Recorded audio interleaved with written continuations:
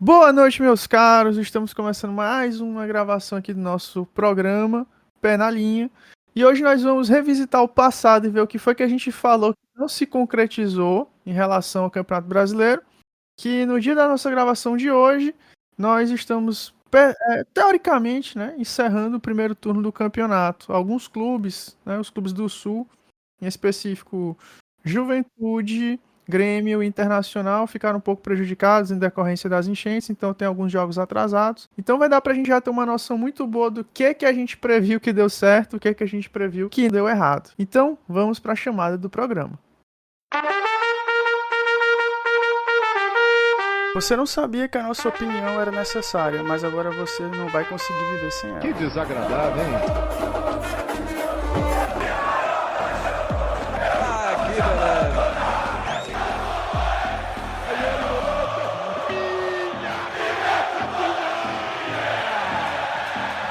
Ronaldo saiu pro Ronaldinho, pé direito, bateu.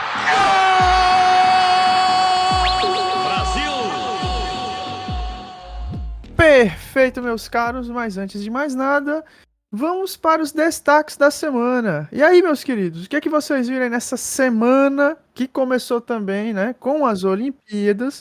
O que é que vocês viram de destaque positivo aí na semana do futebol, esportiva, fofoca, enfim, nosso programa está aberto. Amaro, querido, pode começar. Olá, ouvintes, olá, caros amigos, e eu acredito que eu não poderia deixar de destacar nossa querida Marta, né?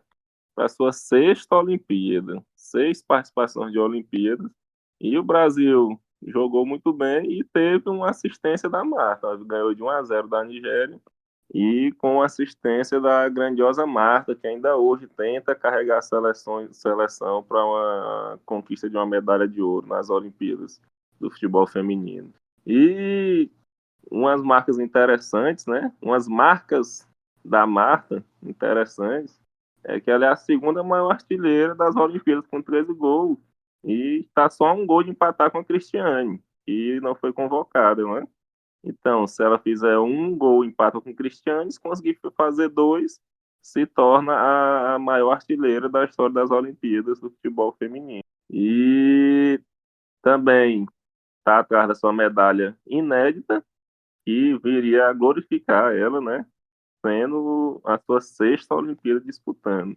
Se o Messi conseguiu ganhar a Copa do Mundo, por que que a Marta também não pode conseguir ganhar as Olimpíadas pela seleção brasileira? É isso, Amaro, muito obrigado pela sua contribuição. João Vitor, querido, e você? O que é que teve de interessante aí nessa semana no planeta Terra que lhe chamou a atenção? Salve, salve, galera. Muito boa noite. Eu vou destacar aqui, primeiramente, a falência do Bordeaux. Bordeaux é um clube francês tradicional, tem até brasileiros que já passaram por lá. E o Bordeaux declarou falência, né?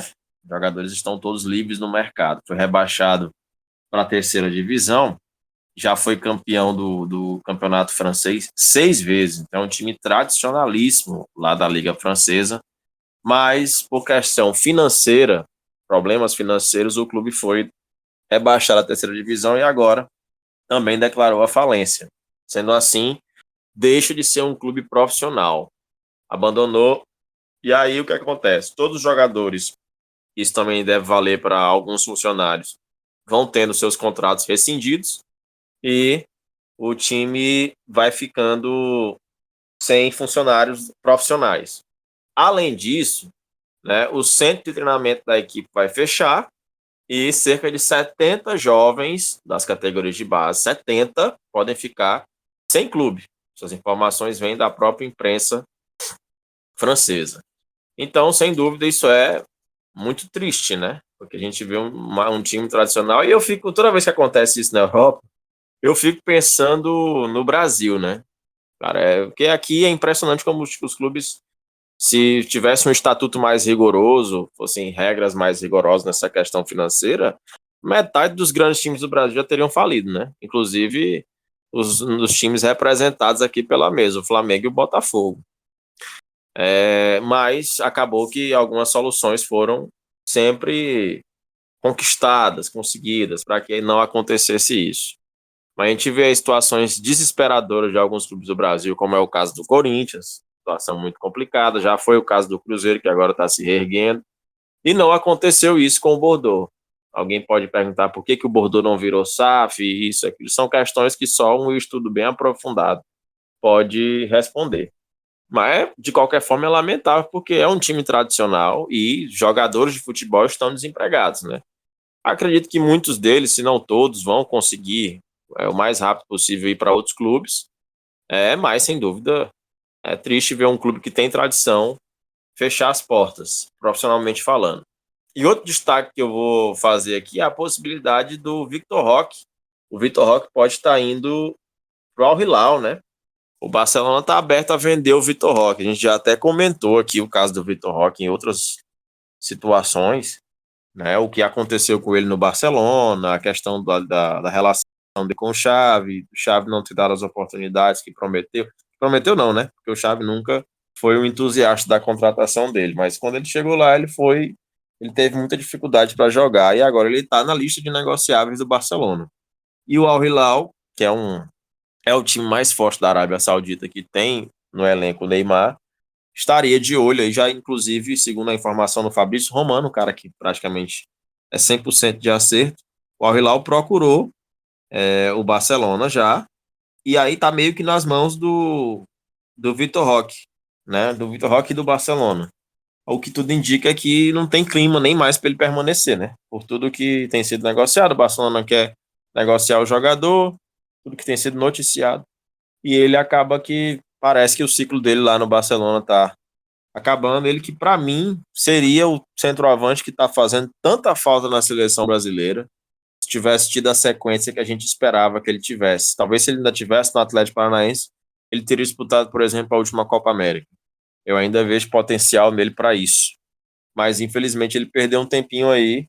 E eu até acho que, tomara que ele saia do Barcelona logo, mesmo que ele vá jogar na Arábia Saudita, ele tem a sequência, porque ele é um jogador com potencial de seleção, inclusive pensando na próxima Copa do Mundo aí, que está perto. 2 anos só, passa rapidamente. É isso, João Vitor, muito obrigado. Então é isso, meus caros. Agora a gente vai para o bloco principal do nosso programa de hoje.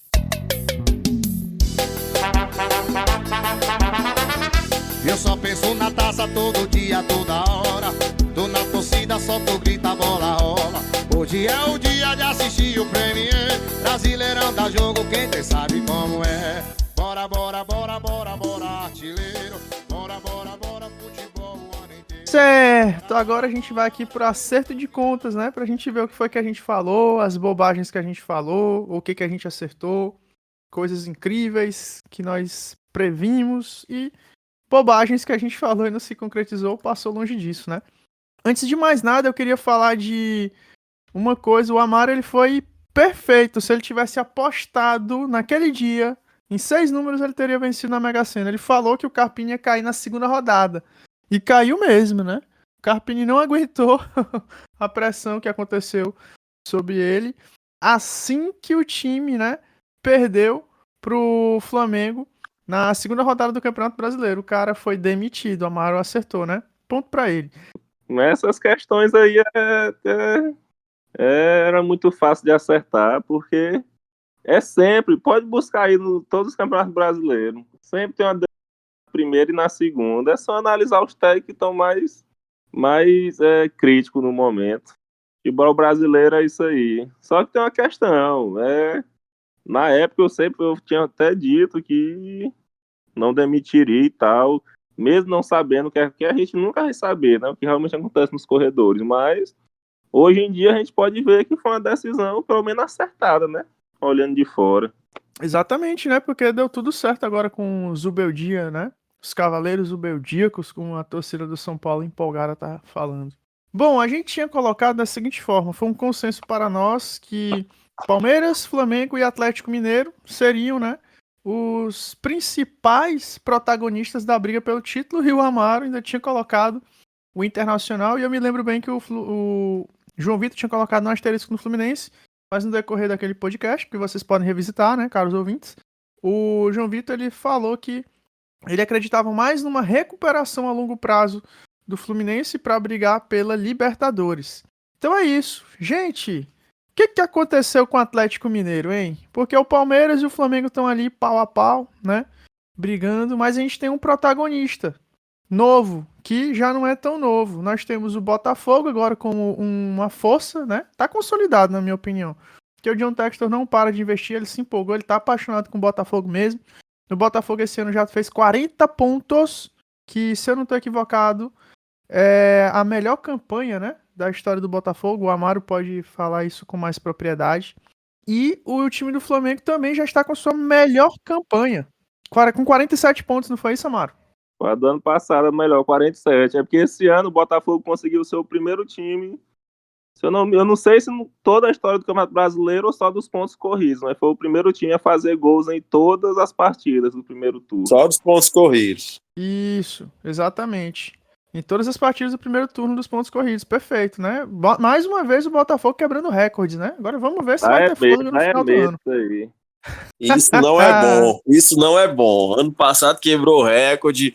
Ano passado tudo era a favor. Não, em 95 um cachorro não sei de quem morreu no dia do jogo Flamengo e Botafogo. Aí acontecia a mesma coisa. Tudo era a favor. Não tem como esse título escapar. Na mesma data que o exatamente. Paulo Autuori foi contratado na mesma data. Chegou no aeroporto na mesma data. Botafogo perdeu um jogo, não sei aonde, que foi pelo mesmo placar. Meu irmão, é melhor não quebrar recorde, não. Sabe qual foi a culpa do Botafogo perder aquele campeonato, né? Começa com a letra C e termina com a letra A. Caçapa. Caçapinha fez história. E essa pedra foi cantada por nós no dia que ele falou.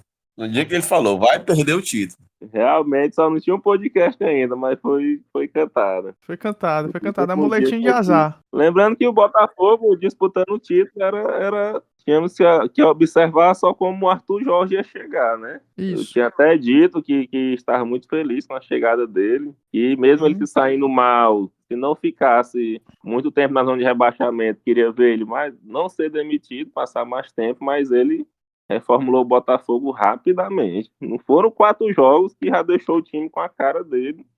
Na verdade, no primeiro jogo já deixou com a cara dele. Mas os jogadores se acostumaram e foi muito rápido. Dentro de 4, 5 jogos, já estava já muito bem. E meninos, o que vocês acham que aconteceu com o Atlético Mineiro? E dentro da análise que o Amaro já está fazendo, o que vocês acham que esse Botafogo tem de diferente do Botafogo do ano passado? Podem falar. Sinceramente, o Atlético Mineiro eu ainda não consegui entender o que foi. Porque foi de uma hora para outra. Até onde eu sei, não tem jogadores, pelo menos importantes, machucados por muito tempo.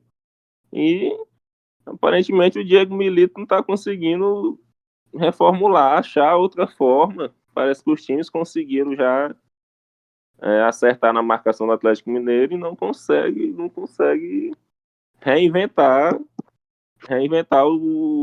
a forma de jogar dos jogadores.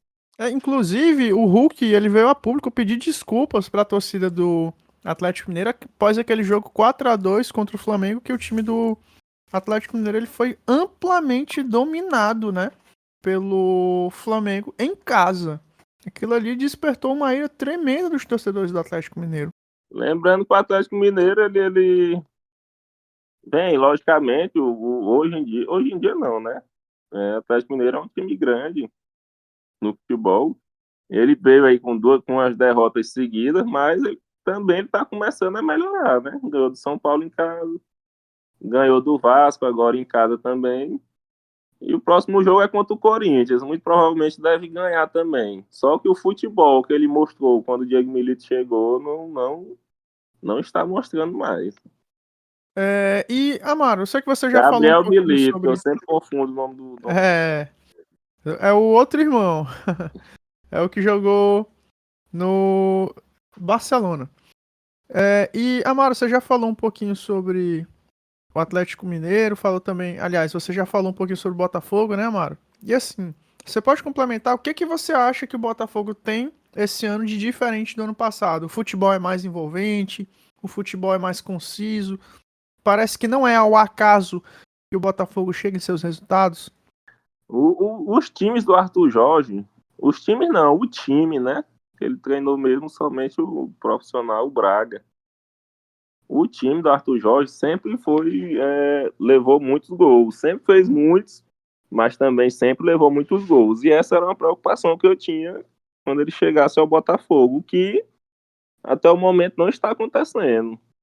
Tá levando um gol ou outro, mas a parte principal boa do trabalho dele, ele ficou reconhecido de o time de fazer muitos gols, comprovadamente ele já foi muito assertivo.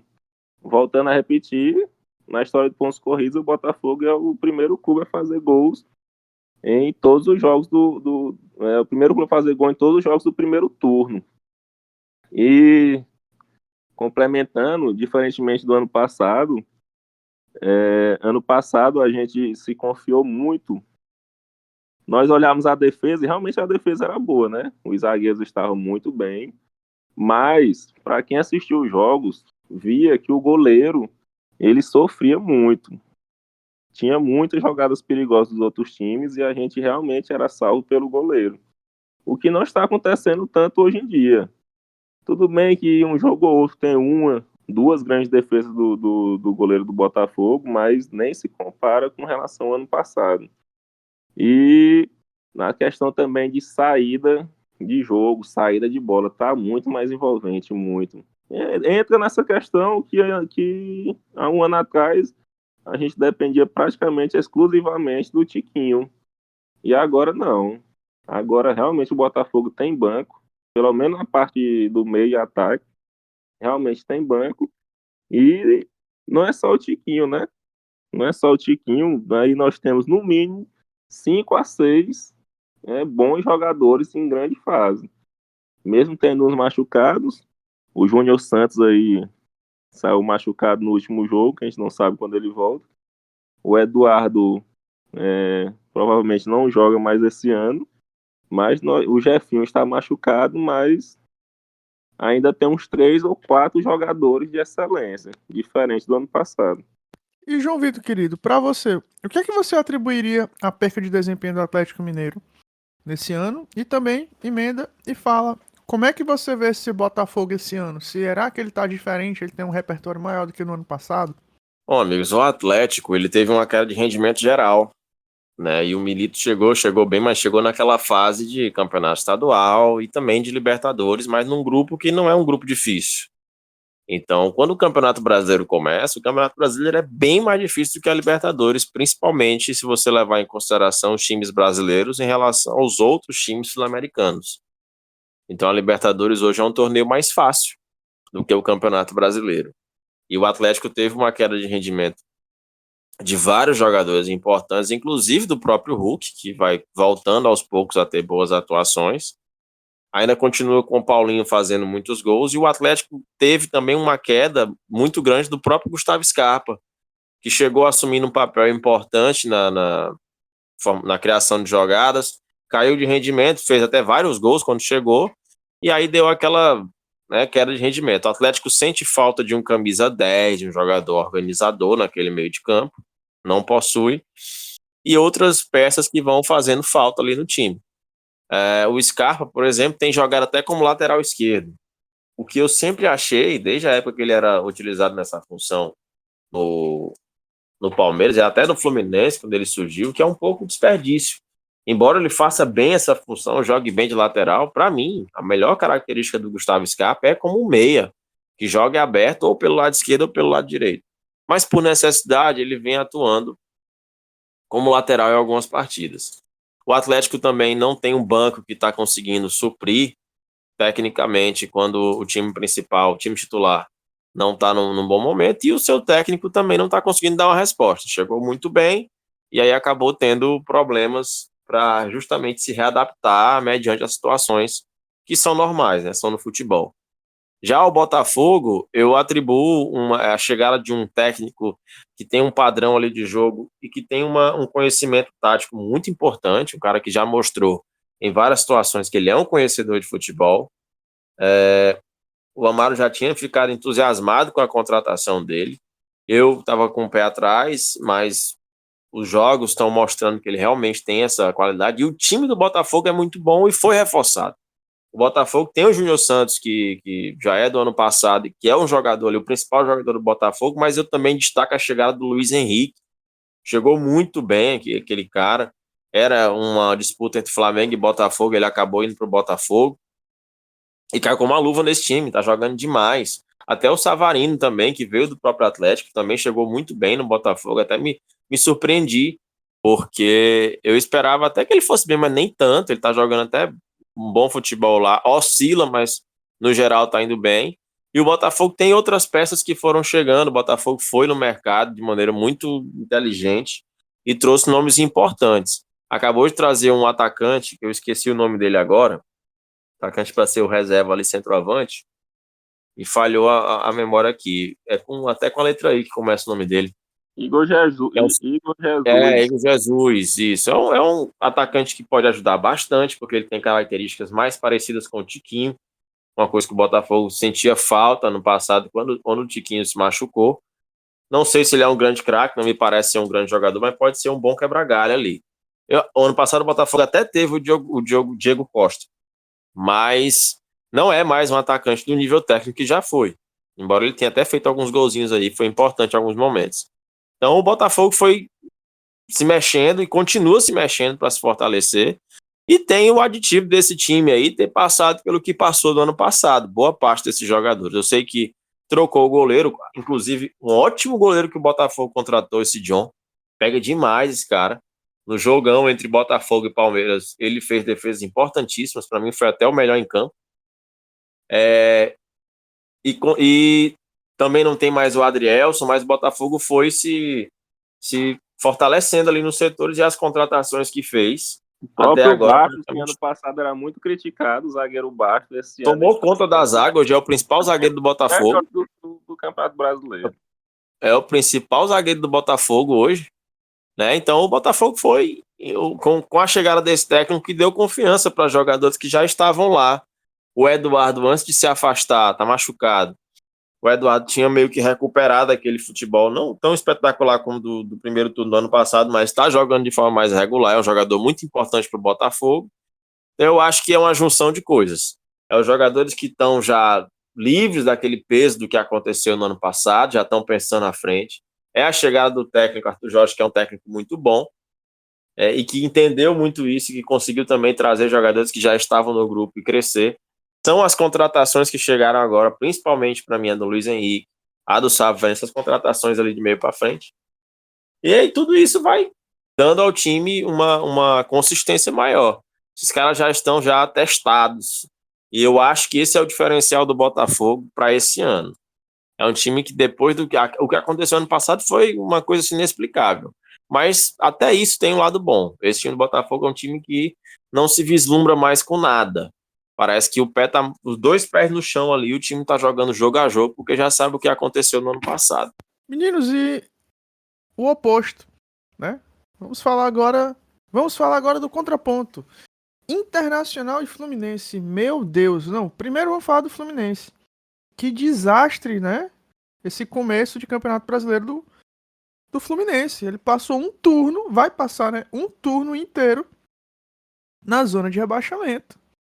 Né? O que é que vocês atribuiriam essa largada horrorosa de Campeonato Brasileiro do tradicional tricolor carioca, né? O que aconteceu com o tricolor? E também aproveitar, né, e falar aí o que aconteceu com esse Internacional que caiu na Copa do Brasil, caiu na Sul-Americana. Não vou falar nem da questão da enchente, né, que realmente acabou prejudicando o andamento, mas esse Internacional também caiu pro Juventude no Campeonato Estadual, né? E aí, meninos, Fluminense e Internacional, o que aconteceu com esses dois clubes? Amaro, manda bala. Começar pelo Fluminense, começar pelo Diniz, né? Porque o Diniz tem uma forma de jogar que é bonito de se ver, né? Quando realmente dá certo. Só que fica muito dependente mesmo da saída de bola. E eu acredito, logicamente, tem a questão da idade dos jogadores, mas como o Diniz, ele não se reinventa, é impressionante. Ele não se reinventa, ele quer jogar daquela forma de tudo quanto é jeito, forma. Não importa se quanto de errado que aconteça. E foi isso que foi acabando com o futebol do Fluminense, ao meu ver. Foi demitido logo após ter tido a renovação, se eu não me engano, por mais um ano. Foi demitido. Mas eu vejo o Fluminense, apesar de ter contratado o Mano Menezes, eu vejo o Fluminense melhorando e eu acredito realmente que não vai ser rebaixado. O André voltou, né? Que é muito importante. A diferença que ele faz no time do Fluminense é impressionante. E, logicamente, é o melhor, para mim, o melhor zagueiro brasileiro pós-Lúcio, né? Eu sou um apaixonado pelo Lúcio. Pós-Lúcio, Thiago Silva no Fluminense. O que ele muda o sistema defensivo do Fluminense, tanto na marcação como na saída de bola, é impressionante. Eu vejo esses determinados fatores, né? A perda de jogadores no início do ano, que não foi compensado com outros logo, e o Diniz, que não importa o quanto o time está ruim, ele não consegue mudar a forma de jogar do time para tentar melhorar. O Internacional, acho que a melhor pessoa que fala sobre o Internacional é o João Vitor. É impressionante. O Internacional simplesmente não tem explicação. Log- Logicamente, teve aí as enchentes do Sul, isso é óbvio, não tem como negar e tudo. Inclusive, o Grêmio também está passando por dificuldade, mas eu não vejo como a principal causa, cara. Não tem como. Kudê, novamente, abandonando um clube, é o discípulo do Cuca. Não adianta. Se o time joga ruim em algumas partidas, ele perde a cabeça e pede para sair.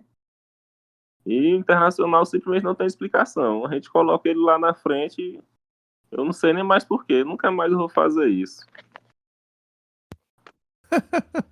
João Vitor, querido, deixa a palavra com você agora. Complementa aí, porque o Amaro ele tá bem triste com me falar do Internacional. Vai lá. Cara, é isso, ó. Eu não coloquei o Inter, se eu não me engano, nem brigando por Libertadores, porque o Inter é isso aí. Mas eu vou te dar uma explicação aqui rápida. O Inter não tem elenco também. Além de ser um time já cansado, um time negativo, um time sem graça. E aí, infelizmente, aconteceu tudo que aconteceu com o Rio Grande do Sul, atrapalhou mais ainda o Inter. Mas se você pega o time que tem um lateral esquerdo que eu gosto muito, mas que é limitado tecnicamente, não adianta, que é o René. Eu gosto do René. René é um jogador esforçado, é um jogador que tem até suas qualidades técnicas, mas ele é um jogador que é limitado. Ele tem as limitações. Se você quer um time que ganhe, que brigue por título, você não vai imaginar o René como lateral esquerdo, a não ser que esse time seja todo espetacular, o resto. Outro jogador, o Inter depende muito do Alan Patrick. Só que o Alan Patrick, ele tem uma disposição de um senhor de 75 anos, às vezes. Então pesa muito isso aí, porque o Alan Patrick, esse ano mesmo, ele teve um problema físico, agora mesmo ele tá machucado.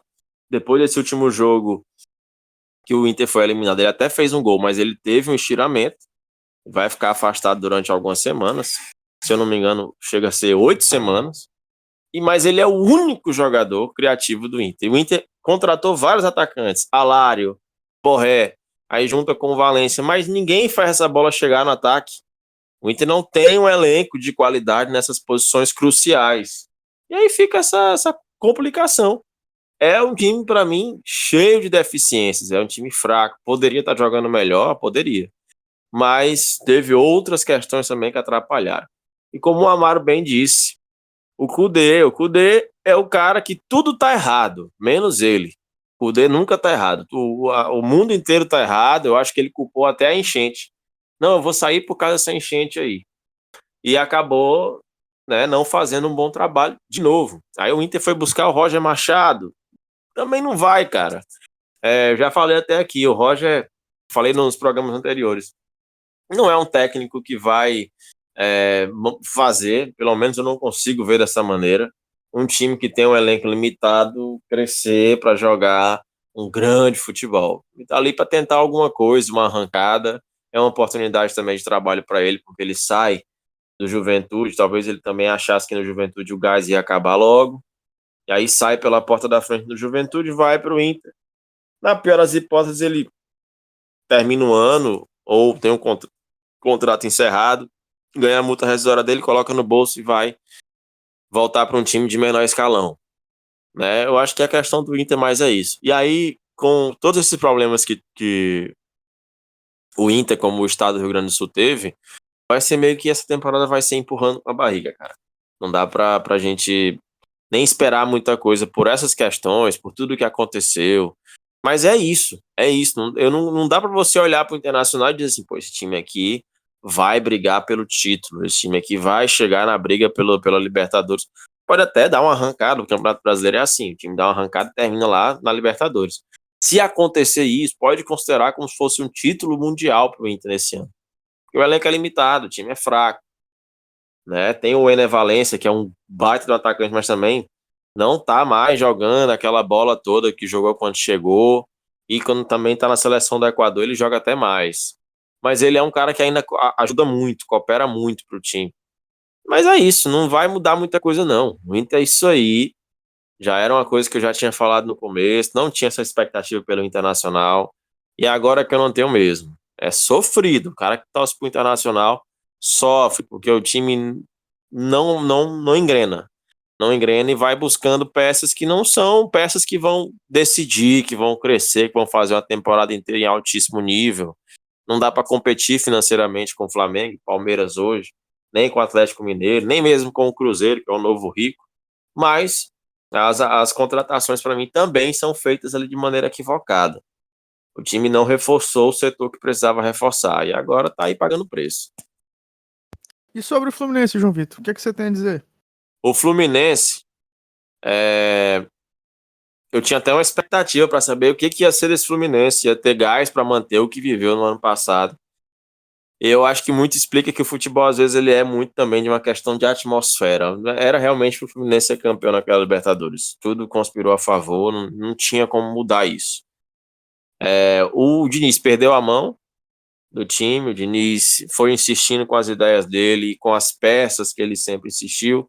O próprio Mário tem culpa no cartório, porque contratou mal, contratou jogadores como Terans, Renato Augusto, fim de carreira, Douglas Costa, horríveis contratações.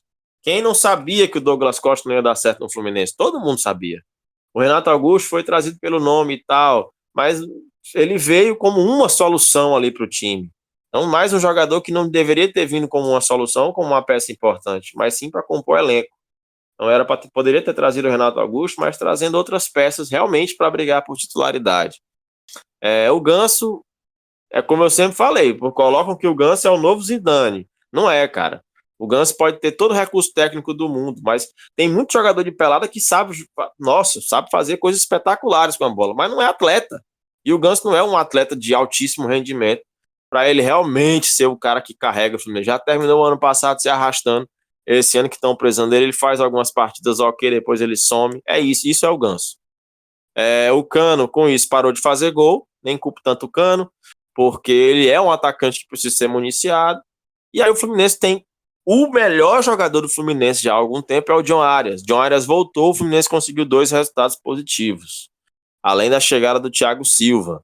Só que o Thiago Silva tem 39 anos, não dá para carregar a defesa nas costas. O Marcelo nunca entrou em forma. É incrível como ninguém fala nada sobre isso. O Marcelo nunca entrou em forma. O Marcelo estava no banco de reserva pro Diogo Barbosa. Não vai dar, cara.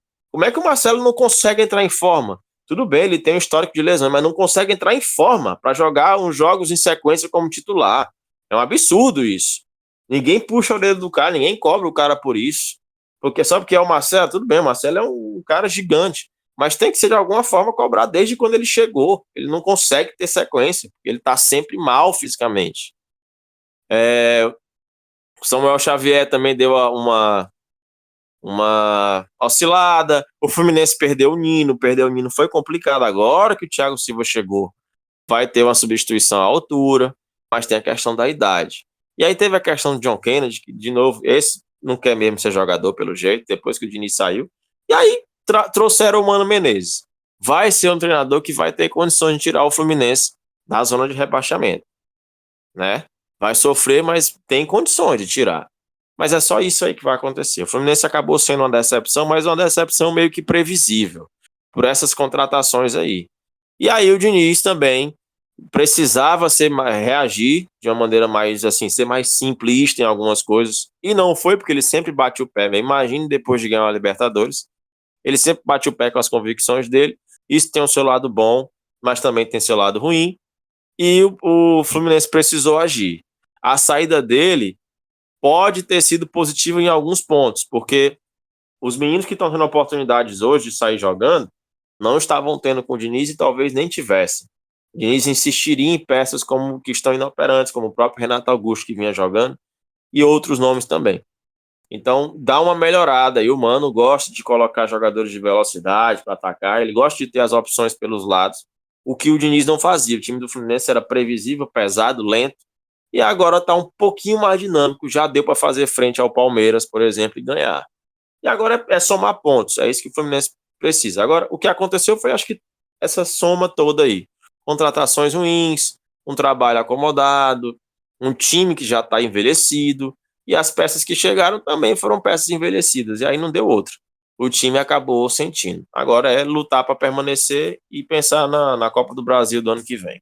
Meninos, e fechando aqui essa parte, né, de cima, vamos falar aqui de dois clubes, assim, bem rapidamente, que estão sempre sendo bem falados sobre busca de título, equipes fortes, né, poderio financeiro, que estão, abre aspas, ganhando tudo que dá para ganhar aí no futebol brasileiro desde 2018. O que falar de Palmeiras e Flamengo, né? Palmeiras, Flamengo, São Paulo e Botafogo vão ter um mês de agosto assim bem complicado, que ou acaba o ano deles, né? Ou então o ano deles vai ser uma coisa bem interessante. O que vocês têm a dizer aí sobre Palmeiras e Flamengo e na sequência falar de São Paulo? O que vocês acham que vai acontecer aí com esses três clubes? Palmeiras e Flamengo, como já era de se esperar, ainda estão brigando, né, por título, firme e forte perseguindo aí o Botafogo. E o São Paulo, ele tem dado uma reação bem grande, né, no Campeonato Brasileiro. O que vocês têm a falar desses três clubes? Eu acredito que Palmeiras e Flamengo não tem nem tanta coisa para se falar, porque é só mais do óbvio que todo mundo tá esperando, né? A gente fica mais assim, é, perplexo com o Atlético Mineiro não disputando do que o Palmeiras e o Flamengo da forma que estão jogando. O Abel, mais uma vez, está fazendo um excelente trabalho, né? Os jogadores do Palmeiras, parece que a cada ano que passa, vão ficando melhores. Acha ali uma, duas peças, mexe ali um jogador, dois passos para frente ou dois passos para trás, e o jogador começa a jogar 50% a mais do que jogava ano passado. E continua na disputa, e é um clube que vai disputar novamente, disputar para ser campeão de todos os títulos do ano. O Flamengo é o que eu falo desde o ano passado, contratou o treinador certo. Apesar de vários flamenguistas aí terem suas dúvidas e suas críticas ao Tite, mas ele conseguiu fazer os jogadores jogar no estilo Tite, que realmente não anima muito, mas normalmente quando chega no final da temporada entrega títulos. Lembrando que os dois vão se enfrentar nas oitavas da Copa do Brasil, né? E um deles vai cair, logicamente, e coitado dos rivais das outras competições, porque Palmeiras e Flamengo têm que disputar um título com um campeonato a menos, eles, no mínimo, aí aumentam suas chances, se não entrar em crise. Normalmente o Flamengo tem mais chance de entrar em crise pelas questões da diretoria e tudo, se não entrar em crise, aumenta suas chances aí muito para ser campeão de outra competição. Agora o São Paulo realmente, pelo menos a mim, está surpreendendo muito. Muito mesmo. O time está jogando bem, enfrentou o Botafogo ontem. Na verdade, o Botafogo conseguiu um empate, né? São Paulo ontem teve excelente posse de bola, atacou bem, pegando muito no campo de defesa do Botafogo, mas não foi só esse jogo. Esqueci o nome do técnico agora do São Paulo. Me relembra. Zubeldia. Zubeldia fez uma transformação no São Paulo. Realmente fez uma transformação. O time está jogando muito bem. O Lucas, né? O craque Lucas, que não importa a idade. Se ele vier jogar no Brasil, ele carrega qualquer time nas costas. Pode não entregar um título, mas quando ele joga, se deixarem a bola com ele consegue achar gols e achar assistências. O Luciano, pelo incrível que pareça, apesar da sua rebeldia e dos seus inúmeros cartões amarelos e vermelhos, também está jogando bem. E tem o Ferreira. Realmente o time se encontrou. Time que, se o pessoal olhar no papel, tem jogadores bons, mas que no início do campeonato não estava se encontrando com o técnico anterior. Perfeito. João Vitor, querido, e você? O que tem a falar desse trio de equipes? Vou começar pelo São Paulo, que foi a novidade aí. O São Paulo foi fazendo aquele caminho que a gente sabe que é perigoso, né? Trocar de treinador logo no começo do campeonato. Thiago Carpini já começou o campeonato sob pressão e o São Paulo deu aquela segurada para demitir o cara com 2 rodadas. Coisa que não dá para entender, né? Como se nas 2 rodadas você tivesse vencido as 2, ia mudar completamente o trabalho dele.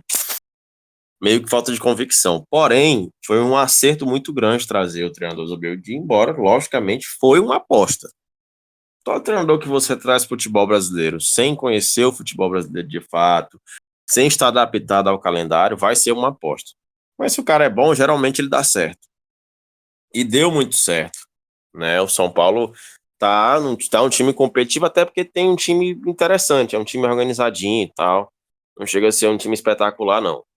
Eu nem esperava que o São Paulo fosse estar nessa posição que ele está agora. Achei que ia oscilar um pouco mais, justamente porque estava com o Carpini mal e uma troca de técnico poderia causar isso. Mas não causou. São Paulo hoje briga ali, sonha com G4 e está na briga. E pode galgar devagarinho aí, né? Seus passinhos aí mais na frente, para quem sabe chegar lá. O problema é que ele tem Palmeiras, Flamengo e Botafogo, que são times melhores e mais consistentes hoje. Então é difícil pensar em título, mas é um time para ficar ali, ó, brigando por uma vaga direta na Libertadores no mínimo. Então, acabou que o São Paulo teve um erro de planejamento que acabou dando certo pela contratação do Zubeldia, um técnico que está mostrando ser muito bom, apesar de extremamente destemperado, né? Isso pode prejudicar o São Paulo em algumas situações. Palmeiras e Flamengo. Palmeiras é o time mais competitivo do Brasil já há alguns anos, mais até do que o Flamengo. É o time que chega, é o time que tem frieza. O elenco já vai até envelhecendo, o elenco do Palmeiras, no sentido de que já está saturado e não consegue mais entregar, alguns jogadores não conseguem mais entregar uma temporada toda no alto nível. O próprio Rafael Veiga oscila bastante, o Mike, mas no geral o time continua muito forte e com uma base que não para de revelar. Acabou de revelar mais um talento, que é o Estevão, que está sendo ali o gás do Palmeiras agora, é o Estevão. Aí daqui a pouco volta o Dudu, chegou o Felipe Anderson. Então esse time consegue ter uma administração muito grande dos problemas da temporada, das dificuldades que a temporada vai trazendo. Daqui a pouco o Rafael Veiga desanda a fazer gol decisivo de novo. Dudu volta a jogar, já entrou bem contra o Botafogo. Aí já ganha o ritmo de novo, já volta a jogar em alto nível. Então é um time que tem uma administração perfeita dessas questões, das lesões. É um time que realmente está ali para brigar, porque é muito bem administrado pelo Abel, por toda a comissão técnica, pela parte da preparação física. O time é muito alinhado. O Flamengo, o Tite, conseguiu realmente fazer uma belíssima campanha nessa fase de Copa América, apesar dos 2 últimos jogos que ele teve uma derrota e um empate em casa, mas foi uma boa campanha que deixou o Flamengo na briga pelo título. O Flamengo segue na briga pelo título, está com um jogo a menos aí, se ganhar, inclusive, iguala com o Botafogo na pontuação. Mas o Tite, nos últimos jogos, o Flamengo tem sofrido porque tem jogado muito no limite, ele tem feito escolhas erradas. A gente tem que pontuar, e é isso que sempre fez o Tite ser questionado. Às vezes ele ganha jogos, mas ele faz escolhas que tá claro que são escolhas que não estão sendo as melhores. O Flamengo tinha uma consistência espetacular com o Léo Ortiz ali na frente da zaga, porque o Léo Ortiz é zagueiro, mas ele é muito mais volante do que o Alan. Joga muito mais bola como volante do que o Alan, por exemplo. E o Tite, talvez por aquele jeito dele metódico de ser e por confiar no jogador demais, o Alan recuperou a forma física e o Ortiz foi para o banco. Talvez porque ele pensa, não, eu não vou deixar um volante aqui no banco e colocar um zagueiro improvisado, porque eu não quero perder a confiança desse jogador, porque ele quer ser um bom gestor de grupo, é aquela coisa de pastor que ele tem. Então acaba que ele paga o preço. O Flamengo com o Alan na frente não está tendo boa série de jogo e muito menos aquela contenção de marcação forte que o Léo Ortiz dá, que inclusive é um senhor zagueiro, né? O Davi Luiz viveu um grande momento nessa fase da pré-Copa América, ou durante a Copa América, mas já está caindo de novo de rendimento, o que é normal, porque foi uma sequência dura de jogos. Então ele já tem uma certa idade, ele pode sentir. No último jogo, finalmente, foi para o banco de reservas e acho que agora seria legal mantê-lo no banco de reservas, porque a dupla Fabrício Bruno e Léo Pereira tá ok, né? Mas precisa voltar com o Léo Ortiz ali na frente, junto ele e o Pulgar. Precisa ter essa contenção ali, porque o Flamengo tá tomando gols, tomando muitos gols, e é justamente o que se notabilizou o trabalho do Tite, ter uma parte defensiva forte, tá pecando por isso. Inclusive, o Flamengo acabou de contratar mais um profissional aí para fazer parte da comissão técnica do Tite, para trabalhar nessa parte defensiva. Ou seja, a própria comissão sabe que precisa melhorar isso, né? E outras coisas aí que estão acontecendo. O Gerson, ele tem boas atuações como lateral, mas ele tem jogado melhor mesmo por dentro, mas teve a volta do De La Cruz, eu não sei exatamente o que é que o Tite vai pensando, né? Só que eu acho que o principal tá ali, nesse que eu citei. O Léo Ortiz hoje é muito mais volante do que o Alan pro Flamengo. Então precisa enxergar essas coisas, porque isso vai custando jogos. Quase o Flamengo perde pro Criciúma, fez o gol no final. Quase o Flamengo não consegue ganhar do Vitória no jogo de quarta? Foi quarta? Foi ontem? Foi ontem, quarta-feira. Jogo de ontem. Então, esses jogos é que vai perdendo pontos. Que quando você vê Botafogo não perde em casa. Você vê Palmeiras. O Palmeiras foi jogar lá com o Criciúma lá dentro, ou foi outra equipe aí, jogos difíceis, e vai ganhando, vai somando pontos. Não pode acontecer isso com o Flamengo, e esse é o problema do Tite. O Tite tem essa mania de ser um cara extremamente, gosta de jogar no limite o tempo todo. Então, se ele soltar um pouquinho mais, como ele fez durante essa parada de Copa América, o que me irrita, como torcedor também, é isso às vezes. Por que o cara, quando tá na dificuldade, ele consegue ser corajoso? Mesmo ele tendo menos opções, a necessidade faz ele ir atrás. Aí quando ele tá com o grupo completo, ele é extremamente conservador. Às vezes isso é muito complicado de entender. E fazer só um pequeno destaque aí dentro desse assunto Flamengo, que é o retorno das atuações regulares do Gabigol, e o quanto essa torcida do Flamengo, ou parte dela, é extremamente sem lucidez. Já estão pedindo Gabigol titular, Gabigol tem que ser titular. Por quê? Porque ele fez um gol de pênalti no último jogo e porque ele deu um passe pro Carlinhos ontem, que foi um passe bom, mas não foi nada Toni Kroos, pelo amor de Deus.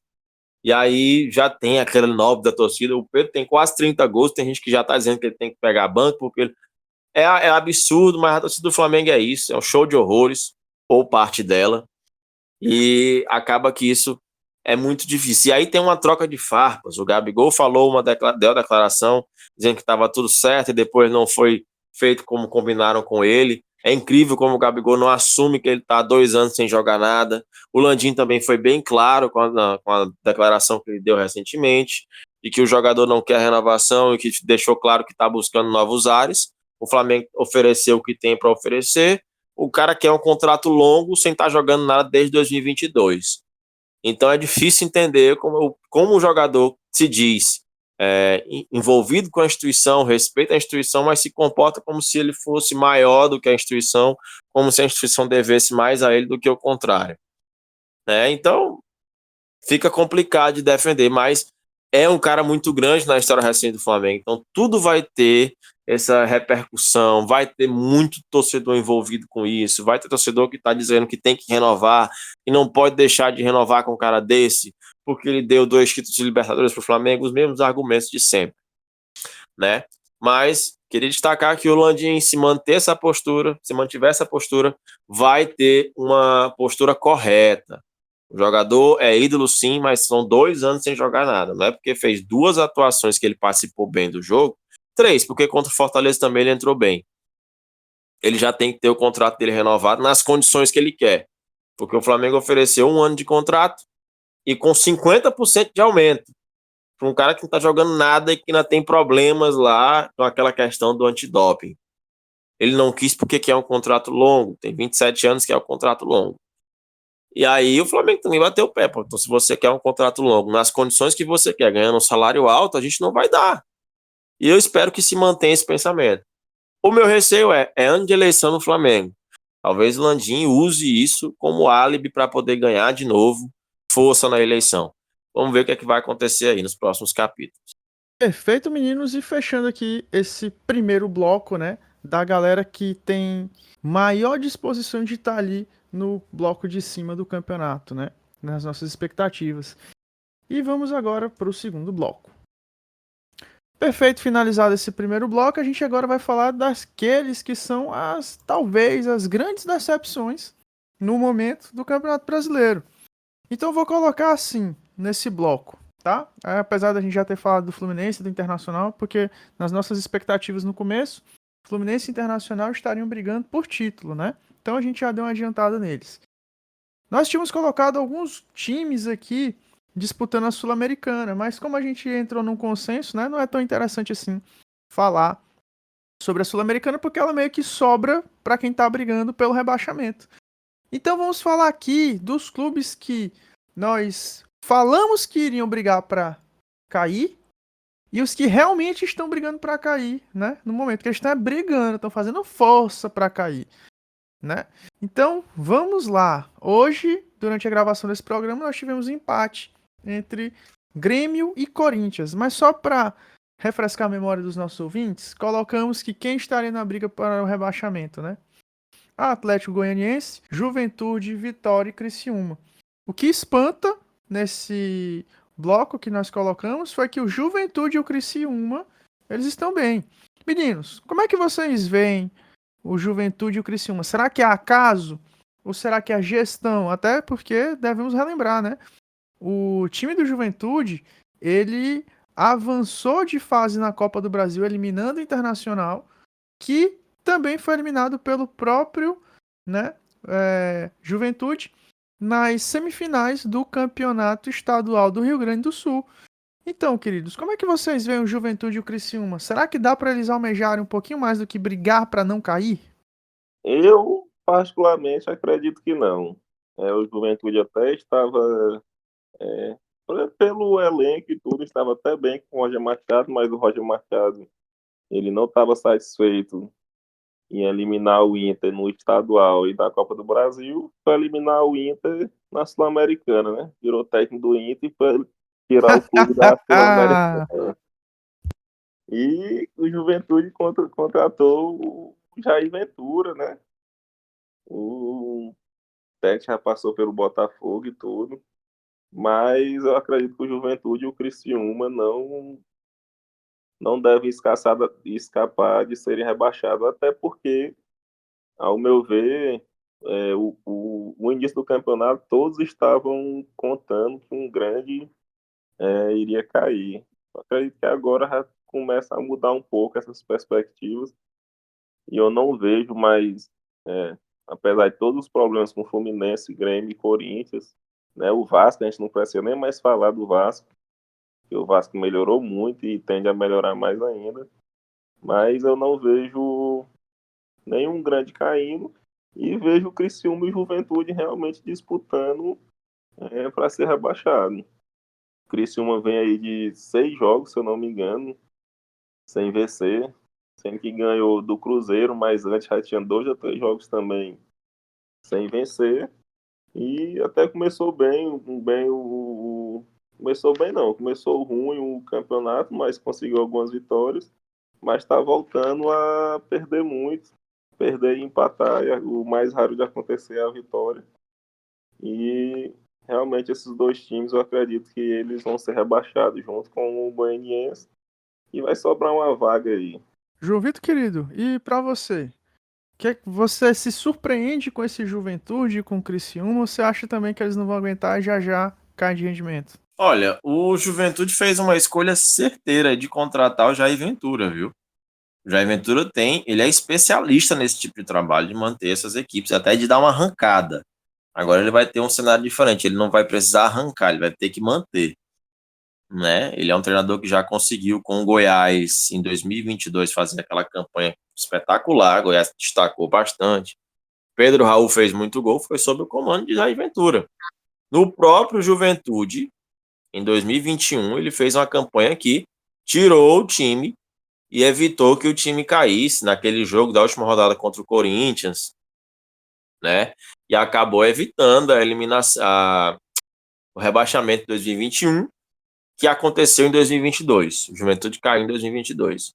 É um cara que já tem uma experiência também, fora os trabalhos dele, o trabalho dele que talvez tenha sido de maior destaque depois do Botafogo, foi justamente o trabalho pelo esporte. Teve até torcedor que fez tatuagem do Jair Ventura. Nunca me esqueça essa loucura. Lá em Recife. Então ele é um técnico que vai saber administrar isso aí, eu acredito. Né? Numa situação um pouco diferente, mas eu acredito que ele tem condições de fazer isso, manter o Juventude na Série A. Vai ser muito difícil? Vai, porque o Juventude tem, como a gente sabe, um elenco limitado demais. Mas pode acontecer. Lembrando que o Juventude não foi fortemente afetado pelas chuvas, teve sim, teve algumas consequências, mas não foi, porque lá em Caxias do Sul é uma cidade de serra, então não teve problemas com as enchentes, certo? Então o Juventude, teoricamente, não teve tantos problemas, não precisou sair da sua cidade, Caxias do Sul tem um aeroporto, então foi uma situação que foi administrável. O Criciúma, esse é um time que eu acho que o gás vai faltar. Até porque o Fluminense tende a reagir, Corinthians já está reagindo, apesar do empate, mas estava fora. O Grêmio, que é um forte candidato a cair, agora o Renato Gaúcho tirou aquela foto, é preocupante. O Renato Gaúcho tirou aquela foto, ele de mãos dadas com Jeromel e Kahneman. Poxa vida. Se fosse em 2017, 2018, dava pra gente. Jeromel e Kahneman já estão cansados. Inclusive, hoje o Kahneman fez um pênalti estúpido no jogo do Corinthians, que complicou demais a vida do próprio Grêmio. Então, é um time. E o Jeromel foi expulso no banco. Então, isso foi uma situação. É uma foto que pode zicar, né? Pode dar uma de caçapa, porque o Renato tirou a foto, dizendo que é a foto que vai mostrar a união com o torcedor e vai ser o símbolo da permanência do Grêmio na Série A. Nada mais é capaz de zicar do que isso. Né? Mas brincadeiras à parte, eu acho que o Criciúma é um candidato a perder um pouco dessa força. São dois times que eu passei, por exemplo, a infância e a adolescência toda sabendo que o Flamengo fosse jogar lá ia perder. Incrível, o Flamengo já perdeu, inclusive, esse ano para o Juventude. E se tiver jogo lá, eu já sei que vai perder, não adianta. Por quê? Porque são times que têm essa força nos seus domínios, né? E são times que são muito legais de ver na Série A. Eu até gosto de times na Série A, assim, como o Criciúma, como o Juventude, como alguns times do Nordeste, que é o caso do Sport também, que está fazendo falta. Então, são times que têm aquela força lá e que vão tentar jogar para ganhar um pontinho fora. Agora, tem uma questão que a gente sempre fala e que é uma frase tradicional do futebol. São equipes que jogam sem essa pressão que Grêmio, Fluminense estão tendo. Por quê? Porque são equipes que já estão habituadas ao rebaixamento. São equipes que a pressão é menor. O torcedor sabe que se cair entre aspas, natural. O Grêmio cair, o Fluminense cair é algo inadmissível para o torcedor e a pressão é muito maior. São times de massa, então times que têm uma pressão, que sabem que tem, uma dificuldade de lidar com esse tipo de situação. Juventude e Criciúma estão acostumados. Isso pode ter o lado bom. Justamente nesses jogos que o time poderia sentir uma pressão maior, já não sente tanto. Já estão habituados com isso. Pode ser que isso seja um fator que ajude Juventude e Criciúma. Como também pode não fazer diferença alguma, né? Eu acho que essa é a tendência. O Juventude fez uma boa contratação, se você observar o histórico, para ser seu técnico, Jair Ventura, e o Criciúma é um time que está ali na raça. Vai ter que jogar cada jogo como se fosse uma final mesmo, como tem jogado. Vendeu caro demais a derrota para o Flamengo, e segundo o que eu fui dar uma olhadinha, o Criciúma já vem jogando bem há algum tempo. Bem no sentido de ser um time que está dando dificuldades para os adversários, né? Mas está faltando um pouquinho de sorte. Vamos ver o que vai ser nos próximos jogos. O jogador do Criciúma, o zagueiro, o Criciúma deixou de ganhar um ponto preciosíssimo por causa daquele pênalti bizarro que ele cometeu. Então não pode ter esse tipo de situação. Se deixar de acontecer esse tipo de coisa, pode ser que o Criciúma vá pontuando, enchendo ali de grão em grão, né, enchendo o papo, para poder escapar. E aí joga a batata assando para os poderosos aí, Fluminense, Grêmio, Corinthians, que ainda não está livre. Vamos ver se o Vasco não volta mais para essa zona. Aí esses times vão ter mais dificuldade.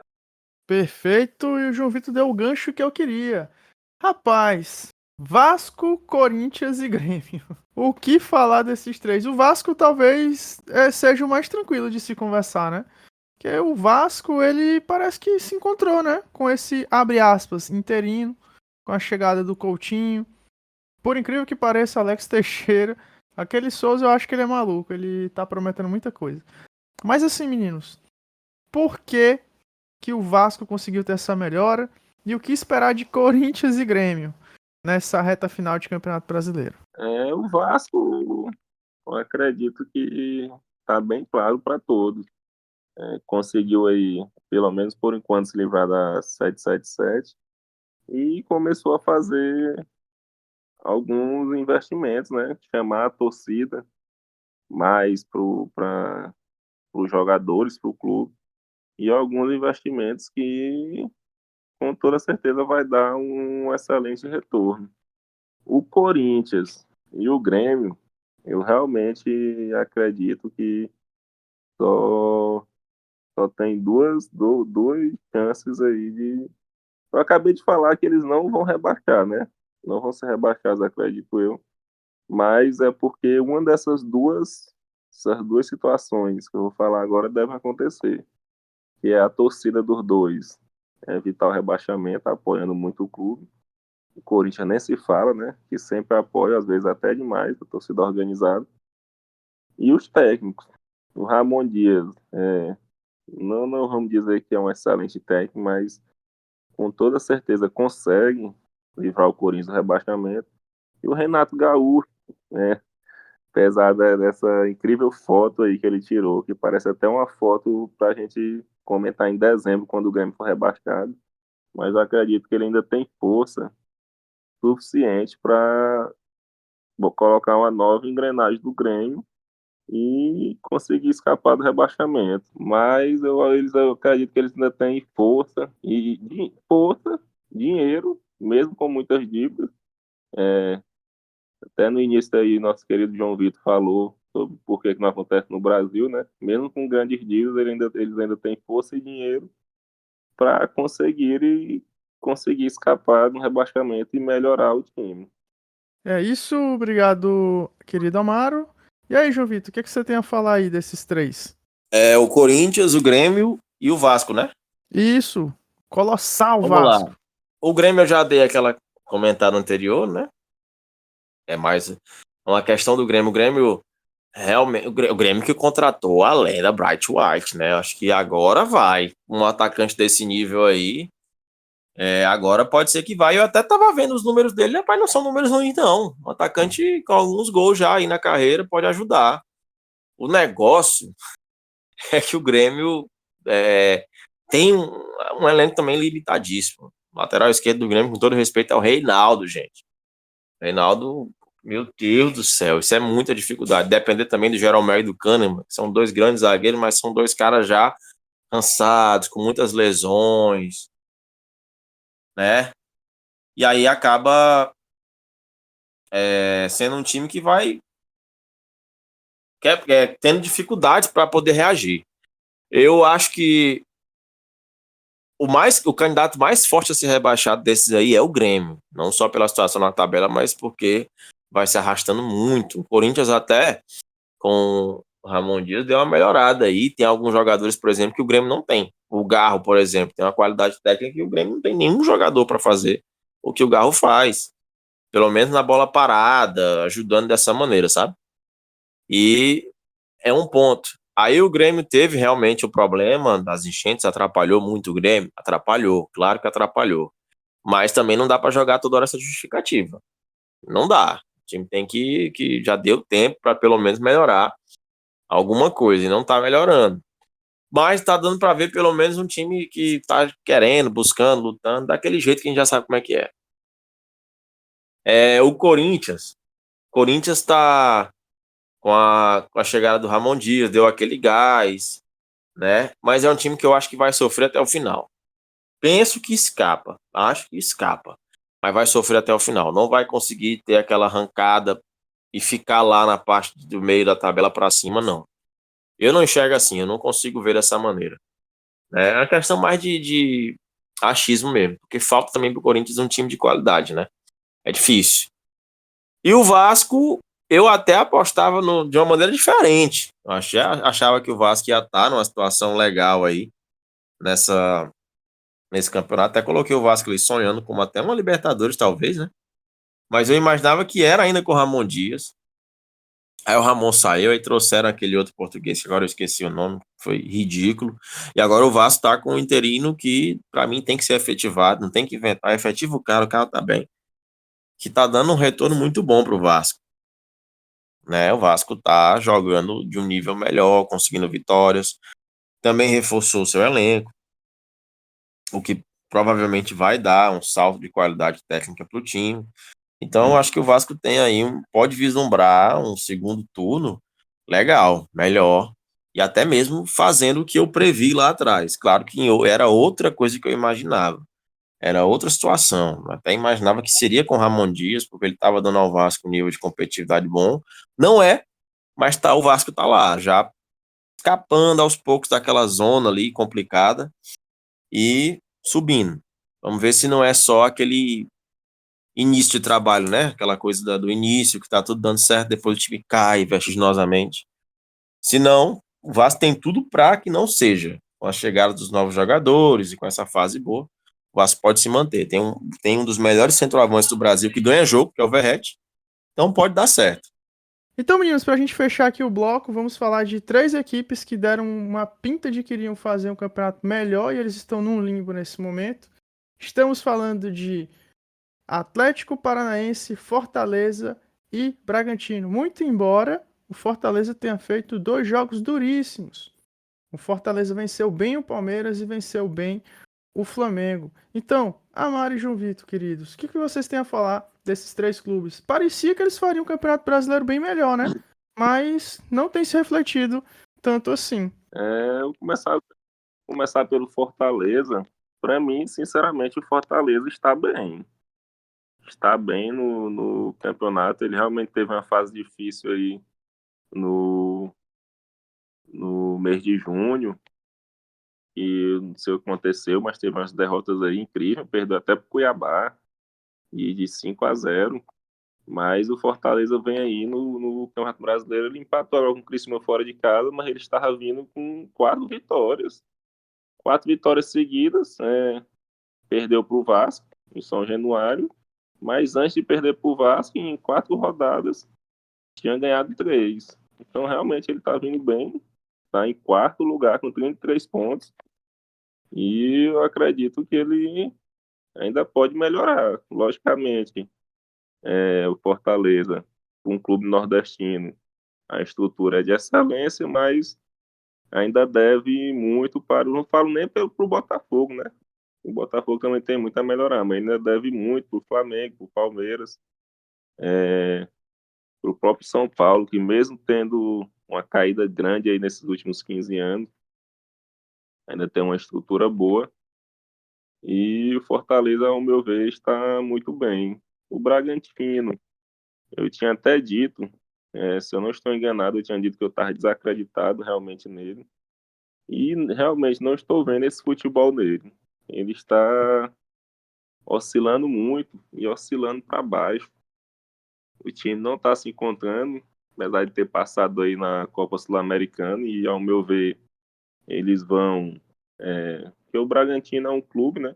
É um time que tende a, quando vai chegando na reta final, vai ter que escolher sua prioridade, porque não tem elenco suficiente.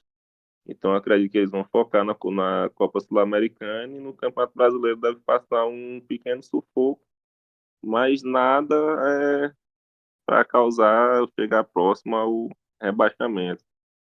O Cruzeiro, cara, Cruzeiro é impressionante, porque o Cruzeiro era um time que, se eu não me engano, eu tinha até dito que ele ia brigar na parte de baixo, porque eu não, porque eu acredito que foi realmente eu disse que ele não iria é, disputar uma Libertadores, até porque eu acredito que quando a gente fez isso, o Ronaldo ainda não tinha vendido o clube, e o Ronaldo a gente conhece o estilo de, de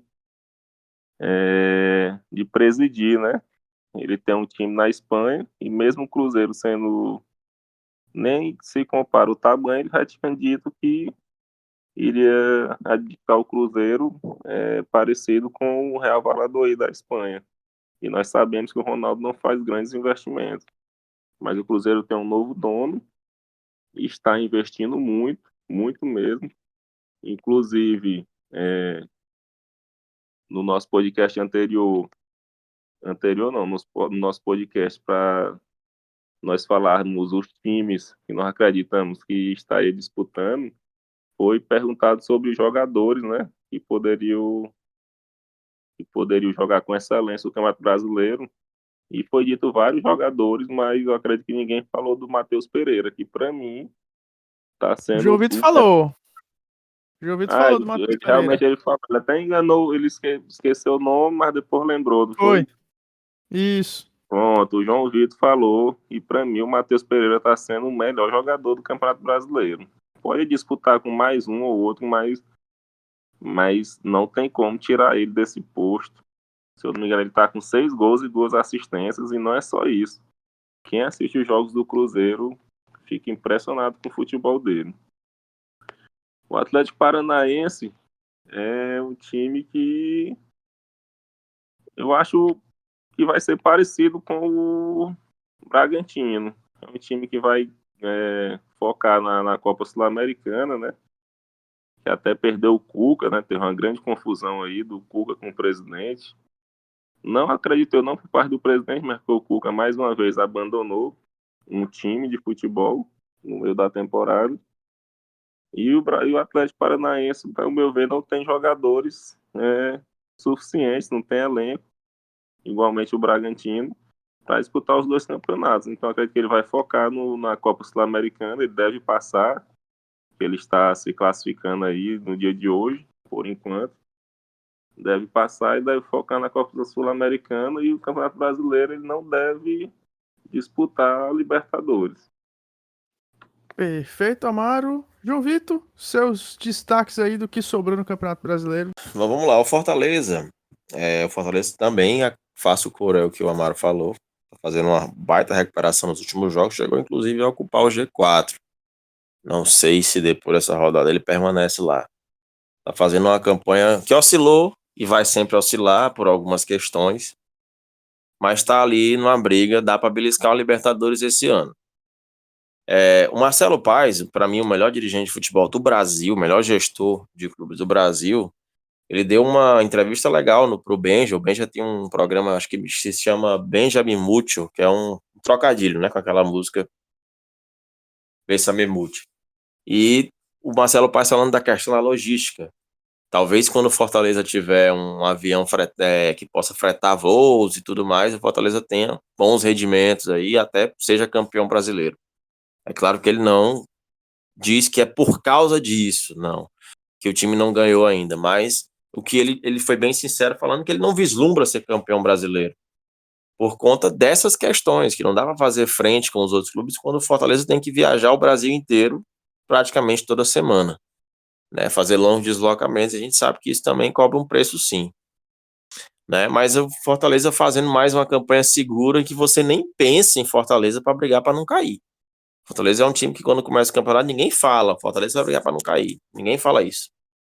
Então é uma boa prova aí da gestão boa que esse time faz.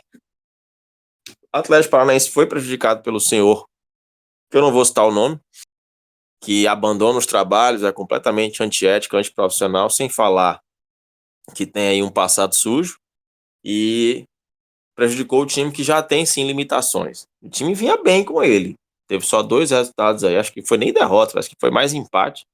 Ele não falaram alguma coisa dele, talvez chamaram ele de cabelo de boneca, e aí ele já se sentiu e saiu. porque ele não é profissional.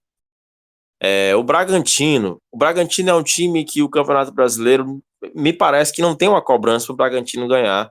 Ano passado o time até flertou com o título, depois perdeu força, mas o Braga é um time que também tem a questão de ser um time vendedor, né? Um time de investimentos para vender jogadores, então se destacar também em peças importantes, fazer campanhas regulares e chegar bem nas Copas, principalmente uma Copa Sul-Americana, que já aconteceu nos últimos anos, é uma boa vitrine. Então é um time que é uma franquia ali para circular jogador, circular dinheiro e eventualmente brigar por algum título. Ainda não ganhou, mas está sempre ali, né? Tentando beliscar. Uma hora pode ser que chegue a hora. Falta alguém? Falei do Braga, Cruzeiro falei e do Bahia. Atlético. O Cruzeiro. O Cruzeirão era um time que eu até achava que poderia fazer um ano menos sofrível do que o ano passado. E aí teve a venda do Cruzeiro, aí mudou completamente, o time virou um comprador e tem algumas peças importantes. O Matheus, que já foi contratado na gestão do Ronaldo. Eu falei dele porque realmente eu vejo muita qualidade nele. Um jogador até que você pode pensar nele como uma opção para tentar ser convocado para a seleção, para dar uma oportunidade para ele, porque ele tem muito recurso, um jogador realmente muito bom. E o Cruzeiro está hoje pensando lá na parte de Libertadores. Não pensa hoje em brigar para não cair como foi no ano passado, que sofreu e escapou. Dá para pensar em Libertadores. E aí, conforme for andando aí, algumas peças chegando, o time pode até pensar em algo maior. Lembrando que no Cruzeiro joga o possante Ramiro, volante ex-Grêmio, volante ex-Corinthians, jogador com suas limitações técnicas, mas um cara que está sempre ali, compensando na parte tática. Olha como é importante também ter jogadores assim, que praticamente não se machucam, que está sempre à disposição, que joga de lateral direito, joga de volante, joga até de ponta direita em algumas situações. Dá para você usar peças assim quando o time está acertado. Também a troca de comando técnico do Cruzeiro também fez diferença. O time melhorou também com o comando técnico novo. E o Bahia perdendo força, né? Aí entra algumas questões do Rogério. O Rogério tem algumas coisas que ele acaba sempre arquejando em alguns momentos, depois ele sobe de novo. Mas eu ainda vejo o Bahia como um time que vai brigar até o final para a Libertadores e aposto no Bahia. 2 times do Nordeste que eu aposto que eu apostaria hoje aqui que vão para a Libertadores. Nem que seja pré-Libertadores. Bahia e Fortaleza. Esses 2 times, e eu ficaria como nordestino muito feliz que isso se concretizasse. O Bahia tem um dos melhores atacantes do futebol brasileiro, que é o Everaldo. O cara é artilheiro, tá na briga pela artilharia do Campeonato Brasileiro. Tem que ser destacado, é um bom atacante, viu? Ex-chapecoense. Perfeito. E também, né, o Fortaleza, ele tá com um atacante, tá fazendo muito gol. É o Gato Lucheiro. Era uma coisa que eu mesmo, eu não sou torcedor do Fortaleza, mas eu tenho uma identificação, um carinho especial pelo Fortaleza. E uma coisa que eu sempre vi no Fortaleza é, bicho, falta alguém pra meter gol nesse time. Aquele cara, assim, que faz gol, sabe? Brocador mesmo, que sobrou uma bola, ele mete. Que nem o Verratti no Vasco, que nem o Pedro no Flamengo, né? Ou atualmente o Flaco Lopes no Palmeiras. E o Fortaleza se achou, né? Com o El Gato Lucheiro. O cara sabe fazer gol de cabeça, perna esquerda, perna direita, voleio. Então, é muito interessante como o scout do Fortaleza é bom, né? É isso, nós encerramos aqui o nosso programa por hoje. João Vitor, querido, faz o pedido musical aí pra gente. Vamos lá, hoje nós vamos de forró, cara. Nós já nosso Nordeste aqui, eu quero forrozão Tropicália. Uma das melhores vozes de todos os tempos do forró brasileiro. Perfeito, perfeito. Nós vamos colocar aí forrozão Tropicália pra tocar. Queridos, então é isso. Prazer enorme gravar com vocês. Muito respeito pela nossa audiência. Obrigado pelas visualizações. Sigam curtindo, compartilhando, reproduzindo no seu streaming favorito. Manda pro seu amigo, pra sua amiga. É sempre bom escutar o nosso programa perto dos seus parentes e amigos, porque você acaba se divertindo com a gente. A gente fala de uma maneira bem leve e acessível para todo mundo. Até quem odeia futebol. Certo? Então, um beijo e um abraço a todos vocês. Tchau, tchau.